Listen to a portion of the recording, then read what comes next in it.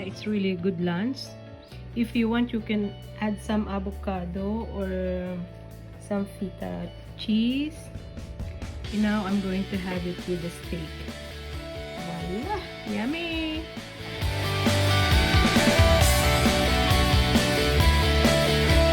Hello guys! Welcome once again to my kitchen sa kusina ni Lydia ko. And today gagawa po ako ng taboulé.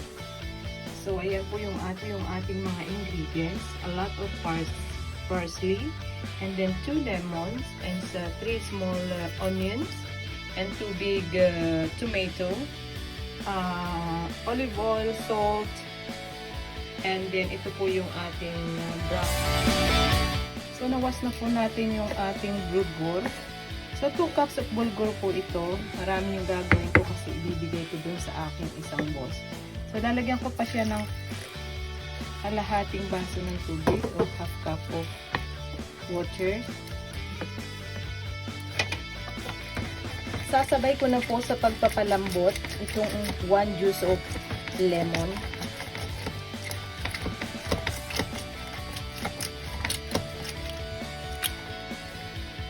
So let's add po yung 1 juice of our lemon. And hayaan lang natin ng mga 15 to 20 minutes hanggang lumambot yung ating bulgur. So habang hinihintay po natin yan, i-prepare natin yung ating mga ingredients, yung ibang sa. So unahin po natin gawin yung ating tomato kasi po yung juice niya is makakatulong para lumambot dun sa ating bulgur. Usually tinatanggal ko yung gitna nito.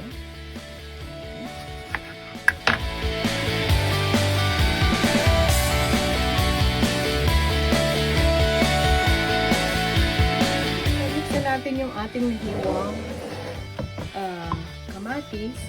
So makakatulong po yung juice nito para mapalambot yung ating bulgur. Ayan. Mix na natin dyan. Hayaan ko lang unang ganyan. Ayan. Mix natin. And now we do our onions. Ingat lang po tayo sa paghihiwa.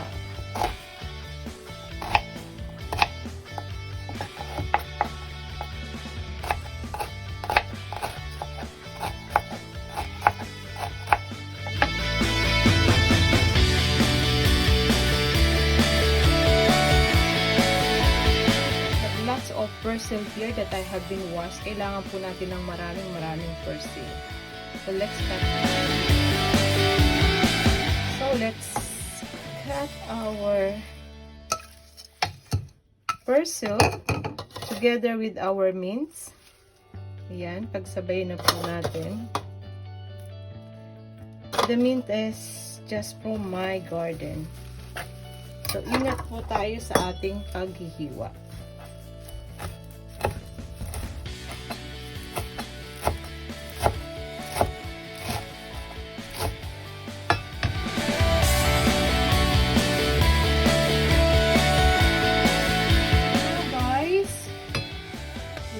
Mix our onion.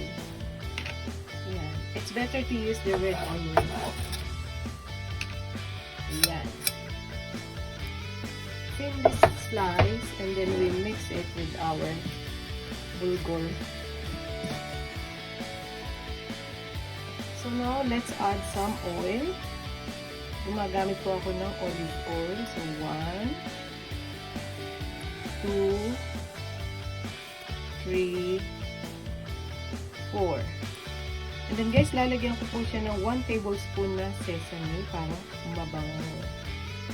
Ayan, sesame. And then let's mix it again. And now we also add the parsley and then the mint. And add na po natin ating parsley and mint. And then let's mix.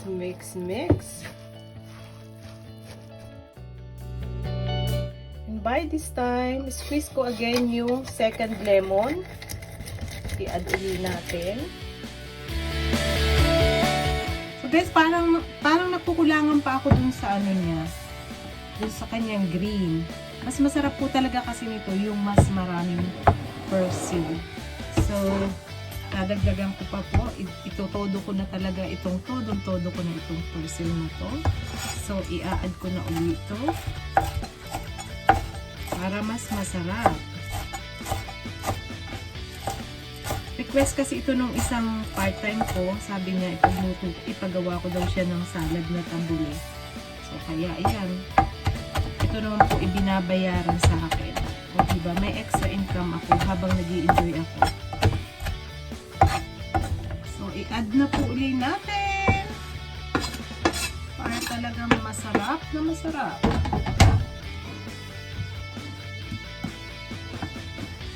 Ayan. Ito po yung, ganito yung kulay na gusto ko sa tabule. So, hayaan pa po natin ng mga ilang minuto pa kasi may another 10 minutes pa po para talagang maging malambot na yung ating bulgur. So guys, it's done. Our healthy taboulé salad or bulgur salad. I don't know what you call it. But it's a very healthy salad. Good partner po ito sa mga fish or meat or for your entry, or you can eat it like this.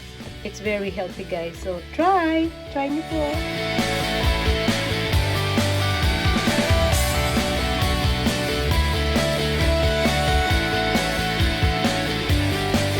It's really good lunch. If you want, you can add some avocado or some feta cheese. And now I'm going to have it with the steak. Voila! Yummy!